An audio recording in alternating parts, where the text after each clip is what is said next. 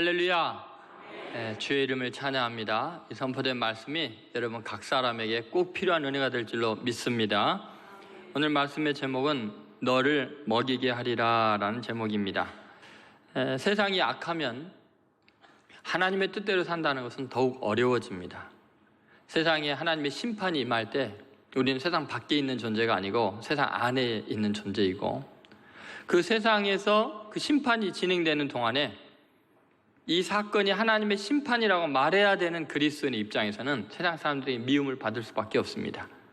그래서 오늘 본문에 엘리야가 아합 왕 앞에서 수년 동안 이제 하늘이 닫히고 비가 없을 거다라고 말을 했으니, 그 모든 재앙의 원인이 사실은 아합 왕과 이스라엘 백성들이 부유하고 강한 가운데 하나님을 버리고 바알을 숭배한 그 죄에 대한 심판임에도 불구하고, 그런 저주를 한 엘리야 때문에, 하나님을 믿는 선지자들 때문이라고 생각하고 수많은 선지자들이 죽임을 당하고 박해를 받게 됩니다.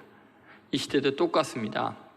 세상이 죄를 짓고 그 죄악 가운데 심판을 당하게 되면, 특히 강하고 잘 살다가 어려운 일들을 겪게 되면요, 애매하게 그리스도인들의 비판의 대상이 되고 미움을 받게 되고 교회가 어려움을 겪게 되죠. 여러분, 하나님의 뜻대로 살면 하나님이 반드시 책임져 주시고, 그 하나님의 심판 중에도 특별한 은혜를, 살 길을 열어주시는데, 그것은 아주 신앙의 본질적인 문제에 해당이 되고요. 기독교 신앙이 도대체 뭔가, 어렵고 힘든 세상에서 어떻게 사는 것이 가장 하나님의 뜻에 합당한가를 보여주는 아주 놀라운 비밀이 오늘 나와 있습니다. 지금 경제적으로도 어렵고 여러 가지 상황이 안 좋은 이때에 하나님께서 이 결핍과 기근과 아픔의 세월을 어떻게 우리가 극복해 나가기를 원하시는지, 그 진리의 말씀을 각 사람이 깨달으시고 하나님 앞에서 새로운 인생들로 거듭나시기를 주의 이름으로 소원합니다. 첫 번째, 너를 먹이리라, 이 말씀은 차원 높은 일에 헌신하라 라는 것입니다. 다시 말해서 아무리 기근이 있고 삶이 힘들어도 구차하게 먹는 거, 입는 거, 이런 것 때문에 인생 낭비하지 말고, 굶어 죽을 지경이 돼도 너는 좀 차원 높은 삶을 살아라. 삶의 목적을 순간도 놓치지 말아라. 너가 이 땅에 왜 사는지를 분명히 하라는 거예요. 먹기 위해서 살지 말고 의미 있는 일, 하나님의 영광을 위해서 네 남은 생애를 헌신하라 라는 말입니다. 여러분, 오늘 하나님께서 명백하게 하시는 말씀이 바로 그것입니다.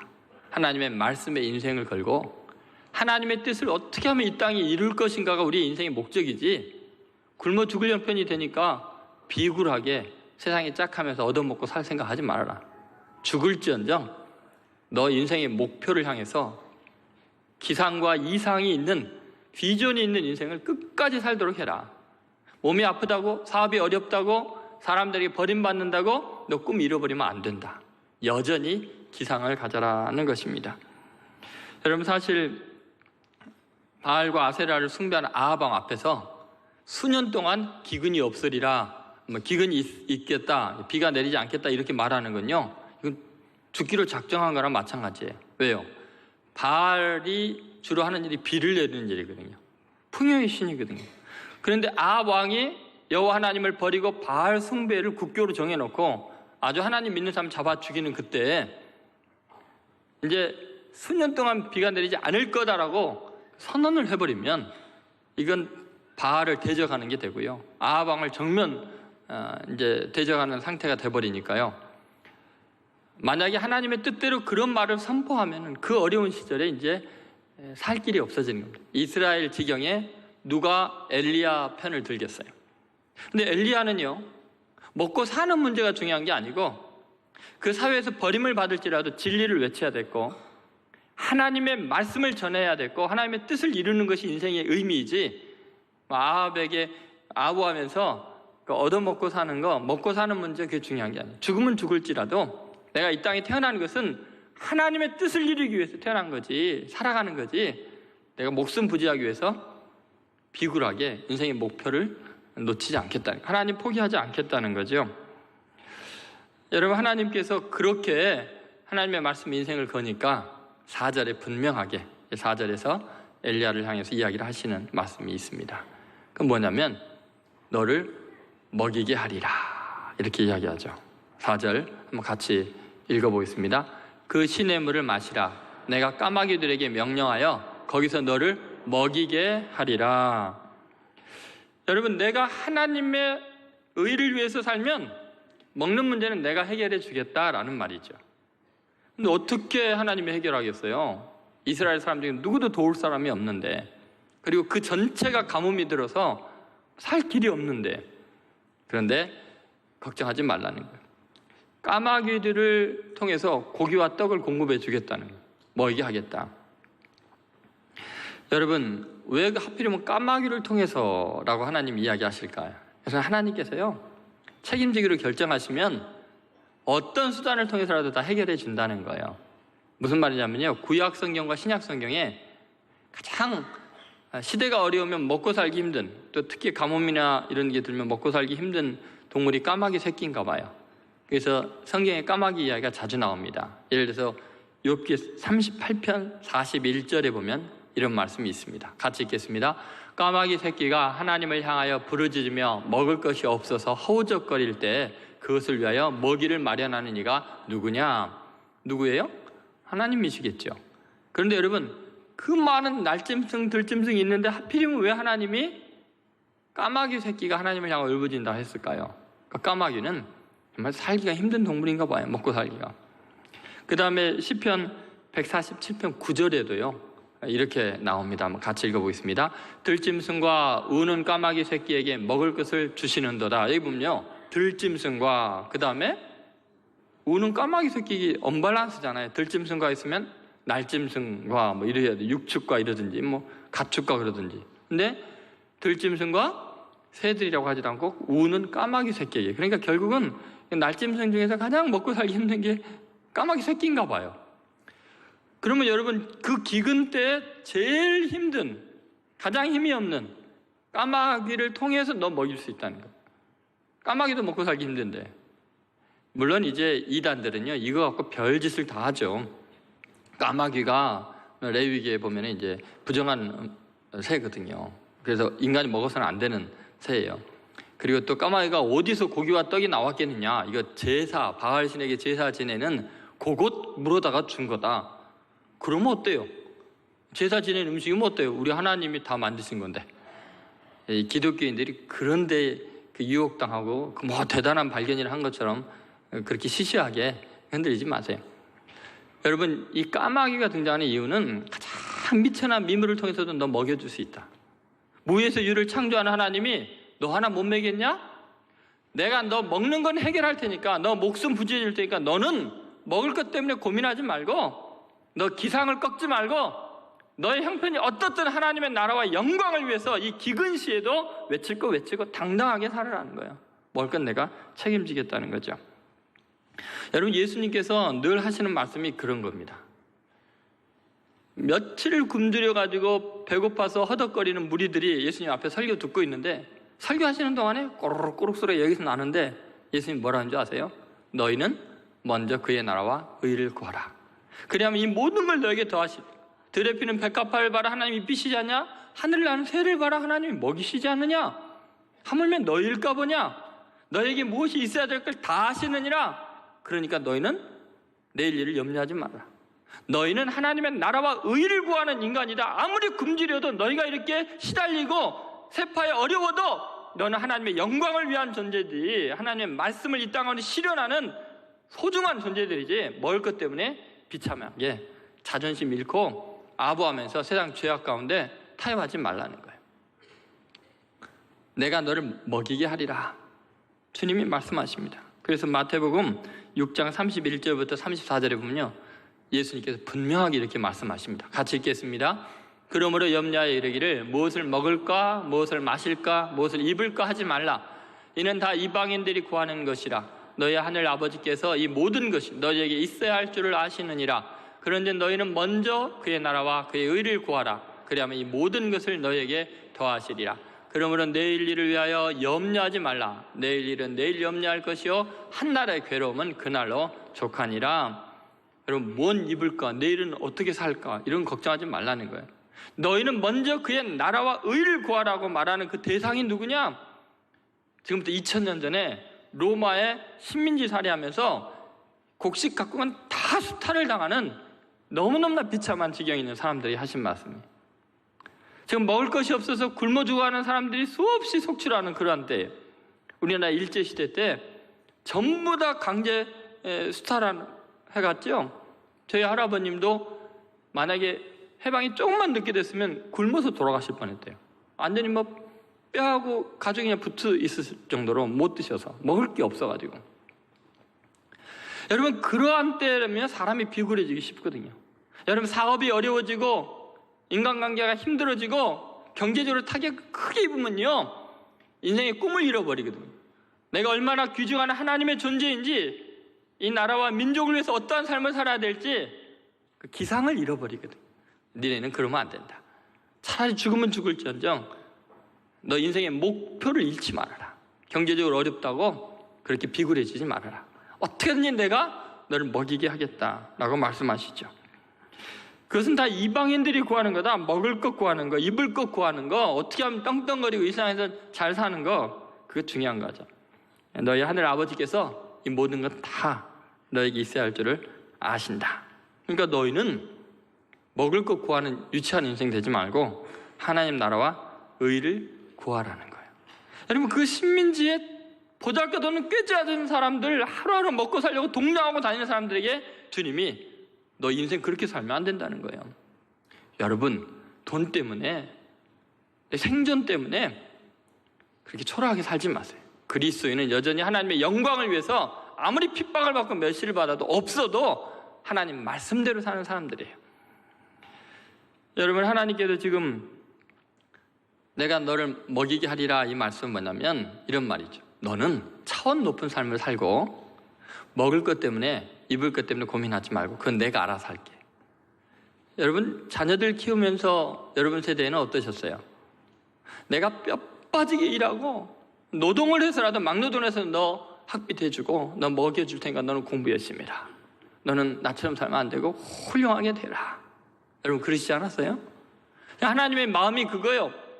내가 너를 창조한 것은 구차하게 목구멍을 위해서 먹을 것 때문에 만든 게 아니란다. 그건 내가 해결해 줄 테니까 너는 어떻게 해서든지 하나님의 나라와 의를 구하면서 살아라. 여러분, 이렇게 어려운 시대에는요 여러분이 인생의 목적을 더 분명히 해야 됩니다. 절대로 타협하면 안 됩니다.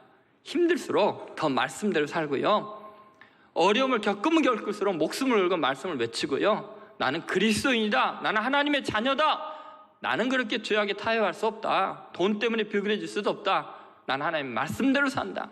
삶의 목적을 분명히 하고요, 차원 높은 삶을 살아야 돼요. 이렇게 힘들 때 그리스도인들이 이렇게 바른 삶, 진리대로 사는 삶, 손해보고 망할지라도 하나님 뜻대로 사는 그런 기상을 보이지 않으면요, 이 시대에 어려워지면요 사람들이 다 비윤리적이 되고요, 줏대도 없어지고요, 이상해지거든요. 그래서 엘리야를 통해서 하나님께서 우리에게 말씀하신 거예요. 내가 너를 먹이게 하리라. 너는 말씀을 외쳐라는 거예요. 이런 거룩한 하나님의 뜻을 이 땅에 이루는데 헌신된 여러분 되시기를 주의 이름으로 소원합니다. 두 번째, 서로의 부족함을 채우라는 거예요. 삶의 방법이죠. 어려운 시절에는 어떻게 해야 삶이 풍요로워지냐면 더 어려운 사람을 도와주는, 서로의 부족함을 메꾸는 걸 통해서 하나님의 풍성한 은혜를 경험할 수 있다는 것입니다.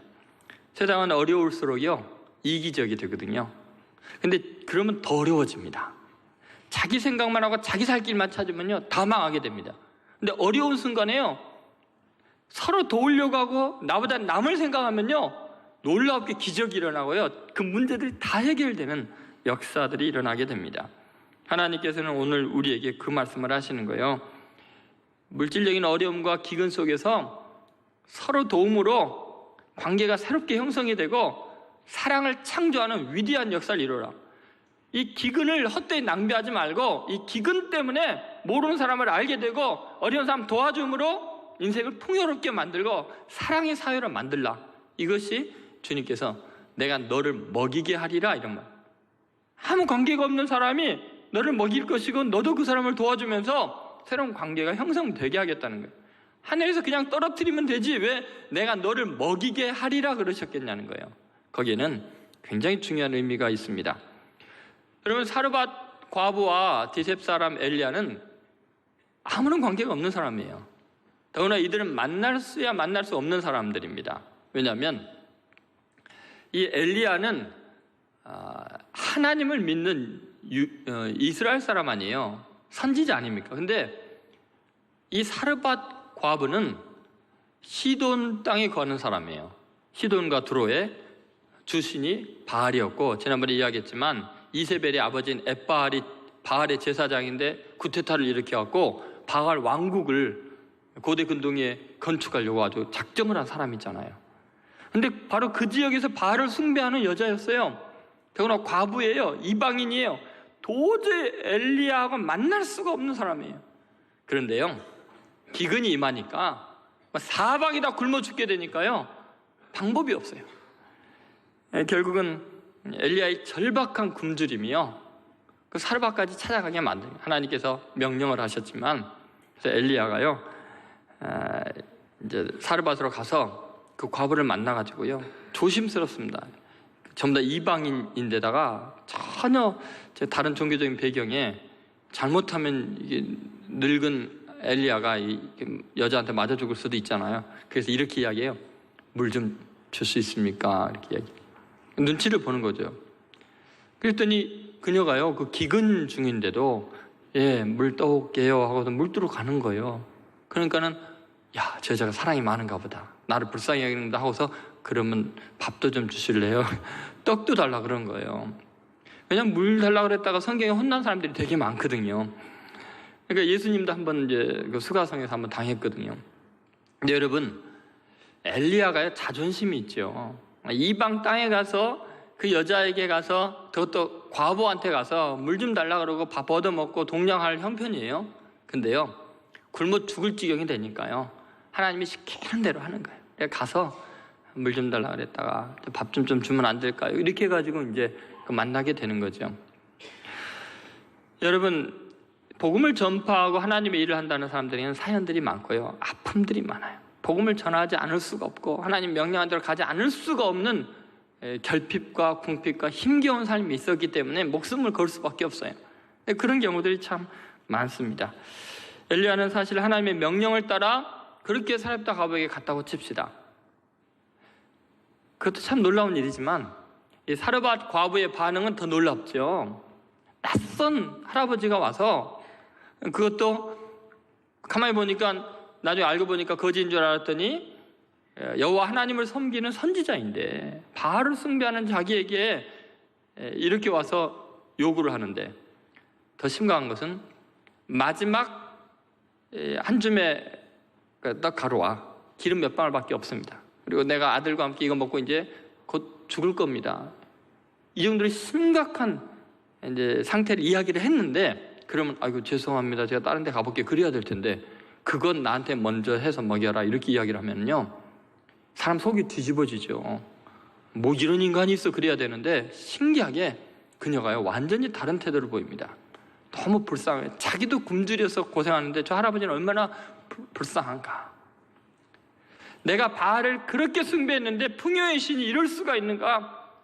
어차피 이거 먹어도 그만 안 먹어도 그만이다. 물질 육체 아무 소용없거나 저 불쌍한 노인이나 돕고, 혹시 저 사람이 믿는 하나님이 내 영혼을 구원하실 줄 아는가.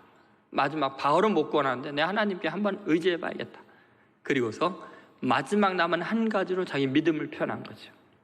자기도 굶어 죽을 지경인 거, 자기 아들이 지금 울고 있는데 그걸로 엘리야를 대접한 겁니다. 여러분, 이 두 사람은 모든 면에서 전혀 어울릴 수도 없는 사람들이었는데요, 공통점이 딱 하나 있습니다. 둘 다 굶어 죽게 된 거예요. 너무나 불쌍한 지경이 이런 사람들이에요. 이 사람들은 하나님의 말씀에 둘 다 순종했습니다. 만약에 엘리야의 이 절박한 심정이 없었으면요, 그녀는 그 가루로 떡 해 먹고 둘 다 죽었을 거예요, 자식이랑. 근데 엘리야가 너무너무나 배가 고팠고 하나님 말씀대로 거기 갈 수밖에 없고 거기서 얻어먹으려고 부끄러운 일을 했기 때문에 엘리야를 통해서 가루가 떨어지지 않고 기름이 닿지 않는 기적을 경험하게 되죠. 만약에 그녀가 그렇게 굶주리고 고통 가운데서 그 배고픈 서러움을 몰랐다면 엘리야가 동장했을 때 내쳤을지 몰라요. 동정을 느끼고 자기 아버지처럼 생각을 하고 그 노인 엘리야를 도와준 거죠. 여러분, 결국은 그들은 서로의 궁핍을 통해서 서로를 용납하고 이해할 수 없는 사람을 불쌍히 여기게 됐어요. 그래서 서로를 도와줌으로 하나님의 은혜의 통로가 됐습니다. 엘리야 때문에 그녀가 살고 그녀 때문에 엘리야도 산 거예요. 왜냐하면 엘리야는요 갈 데가 없거든요. 그래서 이방 땅에까지 왔거든요. 바알 숭배자들에게 잡혀도 죽고요, 이스라엘에 들어가도 잡혀 죽고요. 그런데 사르밧 과부가 불쌍히 여겨서 살게 된 겁니다. 여러분, 우리는 한쪽의 일방적인 도움만 있는 관계라는 것은 존재하지 않아요. 여러분, 사르밧 과부에게 있는 그 작은 것은 엘리야를 도와줌으로 말미암아 끊임없는 하나님의 은혜를 받을 수 있는 기회를 얻게 돼요. 사르밧 과부가 엘리야를 도와준 건지 엘리야가 사르밧 과부를 도와준 건지 알 수가 없어요. 서로 도와준 거죠. 여러분, 만약 자신의 약함의 한계를 느끼지 못한 사람이라면요, 다른 사람을 이해할 길이 없습니다. 내가 병들어 보지 않고, 내가 사업에 실패하지 않고, 내가 인간의 배신 겪지 않고는요, 절대 그 사람 못 도와줍니다. 이해할 수가 없는 거예요. 여러분, 결핍을 도와줄 수 있어요. 이것은 변함없는 원리입니다. 그리고 여러분, 우리의 인생에서 지금 왜 이런 고난이 있는가? 왜 이 민족에게 이런 지금 아픔이 있는가? 잘 생각해 봐야 돼요. 사실은 이 결핍일 이때야말로, 위기 때야말로요, 우리가 서로를 필요로 하고 서로를 도와줄 수 있고 이해할 수 있는 절호의 기회예요. 그 모든 정치적인 이념과 종교적인 어떤 갈등들을 다 뛰어넘어서 이때야말로 서로를 도와줄 수 있는 절호의 기회를 하나님이 주신 거죠. 예를 들어 볼까요? 여러분, 터키와 그리스는요 400년 동안 철천지 원수로 지내고 있었어요. 오스만 터키가 그리스를 침략하면서부터 그 어떤 정치적인 노력과 경제적인 상황 속에서도요 그 두 민족은 하나가 될 수가 없었어요. 그런데요, 기적 같은 일이 일어나요. 어떻게 이런 일이 있었을까 하고 전 세계가 놀라게 되는 일이 1999년 9월 9일 날 있게 됩니다. 그리스에 엄청난 지진이 발생하게 됩니다. 그때 터키에서요 지원군을 보내서요, 공군 헬기를 보내가지고요 그 모든 구조 장비와 인력을 다 동원해서 전력을 다해서 그리스를 도와줍니다. 왜 그러냐면 터키 총리가 이야기하기를, 우리가 한 달 전에 어마어마한 지진을 겪었는데 8월 달에 이 터키에 대지진이 일어났고, 여러분들 기억하실 거예요. 15,000명이 죽었어요. 참혹한 경험을 하고 나서 아직 복귀도 안 된 상태인데 자기네들이 그 일을 겪고 나니까 지금 그리스에서 일어나는 지진의 참사가 남의 일이 아닌 거예요. 그래서 400년 동안 원수인데요, 만사 제끼고 가서 도와주는 거예요. 그리스 국민들이 너무 고마워요. 그렇게 해서요 그 모든 400년의 원한지간이요 둘 다 똑같이 지진으로 고난당하는 바람에 형제같이 돼버려요. 계속해서 노력을 기울이게 되고요, EU 가입을 그리스가 계속 반대했는데 그리스가 터키의 가입을 적극적으로 지지하는 기적 같은 일들이 일어나요. 여러분, 우리 인생에 기근이 있고 고난이 있고 어려움이 있다는 것은 그거 물질을 잃어버린 것보다 더 소중한 사랑과 새로운 관계와 새로운 하나님의 복이 있는 거예요. 이걸 원망하고 낙심할 일이 아니라 누구를 도와줄까? 나의 결핍 속에 내가 부족해도 또 부족한 누군가를 도와주려는 마음속에서 놀라운 하나님의 은혜의 통로가 생기는 거예요. 결국은요, 엘리야의 결핍과 그 시련, 그리고 사르밧 과부의 그 비참한 상황, 이 둘이 만나니까 하나님의 놀라운 은혜가 쏟아 부어지게 되는 거예요. 여러분, 가난한 사람과 가난한 사람이 만나면 더 가난해져야 되는 거 아니에요? 그런데 그 두 사람의 만남으로 수많은 사람들을 계속 먹여 살리는 어마어마한 떡가루와 기름이 계속 나는 일이 일어나게 되지요. 여러분, 이것이 바로 성경의 아주 중요한 원리입니다. 로마서에 보면은 팔레스틴에 기근이 들어가지고 그리스도인들이 생명의 위협을 느끼게 됩니다. 왜냐하면 그렇지 않아도 유대인들에게 증오를 받아서 경제적인 활동이 거의 불가능한 상황인데, 그런데 거기에 기근까지 드니까 이제 살 길이 없는 거예요. 그러니까 사도 바울이 그 소식을 듣고요, 마케도냐 아가야 사람들, 그 크리스천들에게 지금 팔레스틴 우리 그리스도인 형제들이 이렇게 고난을 겪고 있다고 도와달라고 호소해갖고 구제 모금을 해가지고요, 그들에게 갖다 줍니다. 그러면서 아주 중요한 이야기를 합니다. 그 내용이 로마서 15장 25절부터 27절에 있는 내용인데요, 같이 읽겠습니다. 그러나 이제는 내가 성도를 섬기는 일로 예루살렘에 가노니 이는 마게도냐와 아가야 사람들이 예루살렘 성도 중 가난한 자들을 위하여 기쁘게 얼마를 연보하였음이라. 저희가 기뻐서 하였거니와 또한 저희는 그들에게 빚진 자니 만일 이방인들이 그들의 영적인 것을 나눠 가졌으면 육적인 것으로 그들을 섬기는 것이 마땅하니라. 무슨 말이냐면요, 마케도냐 아가야 이 지역에 있는 사람들이 잘 살지 않느냐, 물질적으로 풍요롭지 않느냐, 그러니까 지금 물질적으로 고난을 겪고 있는 팔레스틴 형제들을 돕는 건 마땅한 거다. 왜 마땅하냐면 너희들이 빚졌기 때문이다. 저들의 가난과 핍박 속에서 복음을 전했기 때문에, 저들이 억압당하고 힘겨웠기 때문에 오직 영적인 것만 추구했기 때문에 영혼이 풍성해져서 이 진리의 복음을 받아들이고 이걸 너희에게 전했기 때문에 니네들이 구원받은 거 아니냐? 영혼이 지옥 갈 수밖에 없는 사람들이 예수님을 만난 것이 바로 저들의 고난 때문이 아니냐? 그러니까 저들의 고난이 너희들에게는 생명을 얻는 기회가 됐으니까, 저들이 물질적으로는 가난하지만 영적으로 부유하니까 물질이 많은 니네들이 도와준 건 당연하고, 저들이 영적으로 너희를 도와준 것처럼 너희는 물질로 도와주는 것은 마땅한 거다. 마땅한 거. 서로 돕고 사는 거다.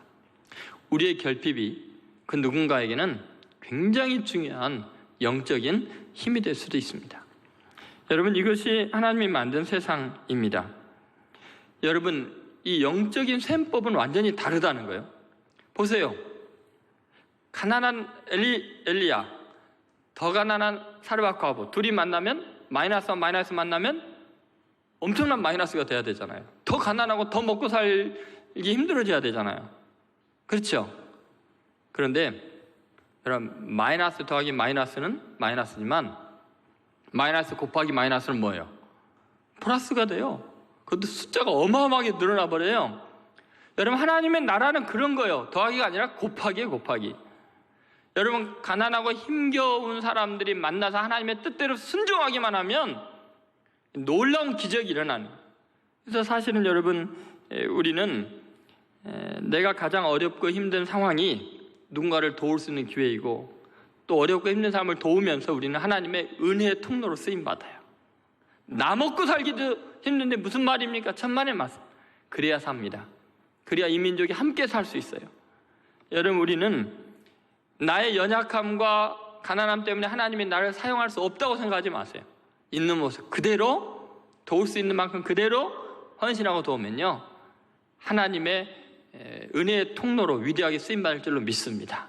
그래서 이게 가난하고 힘든 상태로, 아프고 괴로운 상태대로 서로 도우면요, 바로 그 현장이 하나님의 은혜를 체험하고 하나님의 풍성한 은혜를 경험하는 하나님의 역사가 될 줄로 믿습니다. 성경이 온통 그런 이야기죠. 수가성 우물가의 여인, 창피해갖고 낮에 물도 못 기르고 사람들에게 왕따 당하고 인생이 완전히 실패한 여자가요, 유대인 남자, 사마리아와 유대인은 상종을 안 하는데 예수님을 만나게 돼요.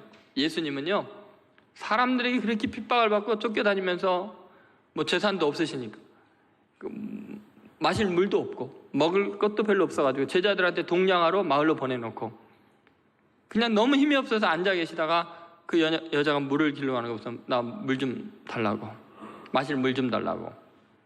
그랬다가 그냥 예수님이 그 여자한테 된통 당하시긴 했지만 결국 그 여인의 절박한 심정과 예수님의 굶주린 상황이 만나면서 수가성 전체가 구원받는 기적의 역사가 일어납니다.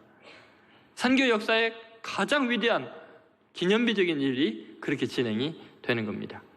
여러분, 예수님께서 처음 행한, 가나에서 행한 처음 행한 기적이 뭐죠? 잔치에 뭐가 떨어졌어요? 포도주가 떨어졌어요. 그때요, 그 결핍의 상황 속에서 예수님은 부족한 하인들에게 명령하세요. 아니, 잔치에서 제일 피곤하고 힘든 사람들에게, 그렇지 삶의 소유도 없고 아무 낙이 없는 사람들에게 말씀대로 순종했더니 포도주가 넘쳐나게 되죠. 절망 가운데 있던 잔치가 희망으로 가득 차게 되죠. 제자들이 예수님을 믿게 되죠. 여러분, 아무리 내 삶이 힘들어도 부족해도 말씀대로 순종하면 그 결핍과 결핍이 만나서 하나님의 은혜의 역사를, 풍요로움을 경험하게 될 줄로 믿습니다. 그것이 성경의 이야기입니다. 중요한 것은 여러분, 서로 도우라는 거예요. 이렇게 힘들고 어려운 때 살아나는 방법, 삶의 가장 위대한 지혜로운 방법은 나보다 더 어려운 사람을 더 찾아서 도움으로 그 사회 전체가 하나님의 은혜의 도가니로 바뀔 줄로 믿습니다. 우리 민족이 이렇게 힘들 때 꼭 오히려 더 돕는 모습을 우리 그리스도인들이 보여줌으로 새로운 희망과 미래가 열리게 되기를 주의 이름으로 축원드립니다. 세 번째, 하나님의 부요를 경험하라는 것입니다. 너를 먹이게 하리라 라는 이 말을 한번 자세히 생각해 보세요. 너를 먹이게 하리라. 지금 도움을 받는 자나 도움을 주는 자나 하나님이 채워주겠다는 거예요. 너를 먹이게 하리라면 너도 먹을 거고, 지금 기근에 너를 먹일 수 있게 그 사람도 채워주겠다는 거예요. 여러분, 까마귀에게도 그렇고요, 사르밧 과부에게도 마찬가지입니다. 하나님께서는 놀랍게요, 그 극심한 가뭄이 끝날 때까지 떡가루와 기름이 떨어지지 않을 만큼 풍부하게 채워주시는데요, 본문에 보면 그녀도 먹고 엘리야도 먹고 그 식구들이 다 먹었다는 거예요. 친척들까지 다 불러다가 계속 나눠줬다는 거예요. 언제까지요? 다시 비가 내릴 때까지. 사회적으로 경제적으로 모든 것이 안정이 돼서 충분히 먹고 살 수 있을 때까지 하나님이 기적을 베풀어 줬다는 거죠. 여러분, 여기 중요한 것은 뭐냐면 그녀가 도대체 얼마나 하나님께 잘 보였길래, 뭐를 드렸길래 그래요? 겨우 한 줌 가루와 기름 몇 방울 아닙니까? 근데 여러분, 하나님은 왜 이렇게 그녀에게 어마어마하게 되갚아 주는 걸까요? 여러분, 하나님의 이 부요하심이라는 거 한번 생각해 보세요. 늘 그러시죠. 오병이의 기적을 일으킬 때도 한 소년이 보리떡 5개 물고기 2마리 겨우 갖고 왔잖아요. 근데 그것 가지고 예수님이 감사하시고 축사하시고 축복해 주시면서 여자와 아이를 제외해서 남자만 5,000명이 먹고도 남고요, 12광줄이 가득 담았잖아요. 여러분, 이 하나님의 부요하심이라는 것은 상상 이상입니다. 그러면 여러분, 하나님은 도대체 그 조그만 가루 한 움큼과 기름 몇 방울 왜 그렇게 크게 보신 걸까요? 이 하나님의 셈법이 왜 그 정도만 주거나 그거보다 한 10배 주시지 이건 뭐 비교가 안 될 만큼 어마어마하게 주실까요? 왜 그러냐면 하나님은요, 정확하게 보시거든요. 그녀에게 줄 걸 주신 거예요. 하나님이 보시는 것은 우리가 보는 것과 비교가 달라요. 계측하는 방법이 달라요. 왜냐하면 하나님은 중심을 보시거든요. 사람은 외모를 보지만, 그렇죠? 예를 들어서 이래 우리가 보기에는 한 줌, 몇 방울 안 되는 기름 그거 별거 아닌데 라고 생각하지만 하나님은 보시기에는요, 감격의 감격이에요. 그 무게를 측량할 수 없을 만큼 하나님은 놀라시는 거예요. 왜요? 그녀의 중심을 보니까. 다른 사람이 바친 것과 비교를 하는 게 아니에요. 지금 그녀의 마음을 보는 거예요. 이게 얼마나 소중한 거예요. 지금이요, 아끼고 아껴놨다가 마지막에 아들과 마지막 만찬을 하고 둘이 죽으려고 준비해 놓은 거를 그 불쌍한 노인이, 혀가 다 타들어가는 노인이 달라 그런다고 그걸 줍니까? 여러분, 그 마음을 한번 생각해 보세요. 얼마나 남을 배려하고 얼마나 큰 희생을 치르고 있는가. 지금 애가 굶어서 죽어가고 있는데 그 아들 줄 생각은 안 하고 그 노인에게 줄 정도라면요, 그것은요, 생명을 주는 것보다 귀한 거예요. 자기 전 재산을 주는 것보다 귀한 거예요. 하나님은요, 그녀의 그 마음을 받고 있는 거예요. 하나님이 보시는 것은 마음이죠. 여러분은 어때요? 누가 어떤 선물을 주거나 용돈을 주거나 이럴 때 금액을 비교하시나요? 겨우 이거 줘 그러시나요? 아니면 그 마음을 보시나요? 그 정성을 보나요? 여러분, 하나님께서 놀랍게도 지금 이러한 때 우리가 하나님 앞에 드리는 것 자체를 볼 때요, 하나님께서요 측정하는 양이 달라요. 남들과 비교할 의미가 아무것도 없어요. 예수님께서요 회당에서 성전에서 헌금을 바치는 한 과부의 그 헌금을 받잖아요. 2렙돈인가요? 엽전 조그만 거 2개 바치는 걸 보면서 뭐라 하셨어요? 여기는 모든 사람 중에 그녀가 가장 많이 바쳤다. 왜 그래요? 그녀는 구차한 중에 먹을 것이 없는데 이거 바치면 다 바치는 거예요. 굶어야 돼요, 당장. 그럼 마음을 받으면요 굉장히 많은 재산이 있는 사람이 이만큼 바친 것보다 그녀가 눈곱만큼 바친 것도 그녀는 목숨을 바치고 있는 거예요. 하나님은 그것을 가장 큰 재산으로 가장 많이 바친 걸로 보신 거죠. 여러분, 하나님의 그 계산법을 한번 생각해 보세요. 우리의 마음을 받기를 원하셔요. 이것이 하나님의 풍성함이죠. 하나님은 여러분 우리의 헌신을 큰 사랑으로 받아들이시고요, 작은 신음소리 같은 기도도 천지가 개벽하는 것 같은 엄청난 소리로 들으시고요, 우리의 삶이 구차한 중에 하나님께 드려지는 것을 영원한 풍요로운 복으로 갚아주실 줄로 믿습니다. 왜 그녀의 헌신이 이렇게까지 하나님에게 크게 느껴졌냐면요, 이유가 있어요. 여러분, 바알과 아세라를 숭배하는 그 땅에서 지금 이 엘리야를 대접하는 것은요 죽기로 작정하는 거예요. 에바알과 나라 왕이나 이런 사람들이 알아보세요. 엘리야가 얼마나 원수인데 목숨을 걸고 지금 대접하는 거예요. 사울 왕이요 제사장이 다윗에게 떡 몇 개 줬다고 제사장들 다 몰살시켰잖아요. 그러면은 이 바알을 숭배하는 이 땅에서는 어떠겠어요? 그녀는요 지금 이 물과 떡을 대접하는 게 아니라 자기 목숨을 바치고 있는 거예요. 여러분, 예수님께서 소자에게 냉수 한 그릇 대접하면 그 상을 잃지 않겠다고 하셨어요. 아니, 냉수 한 그릇 대접하는데 왜 상을 잃지 않고 하늘에 상이 있다고 말씀하실까요?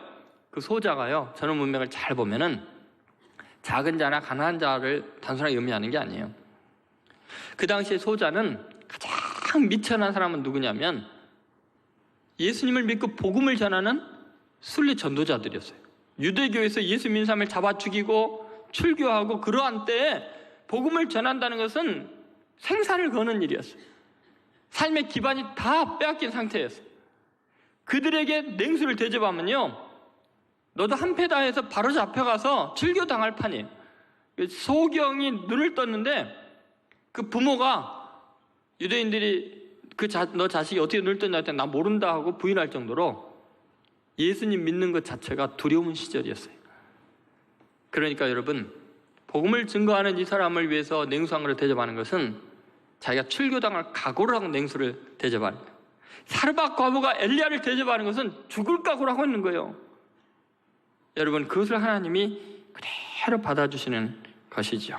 엘리야는요 그 사르밧 과부 때문에 쉼을 누리게 되고요, 영혼이 회복이 되고요, 그래서 놀랍게도 이제 그 이후에 어마어마한 일을 이룹니다.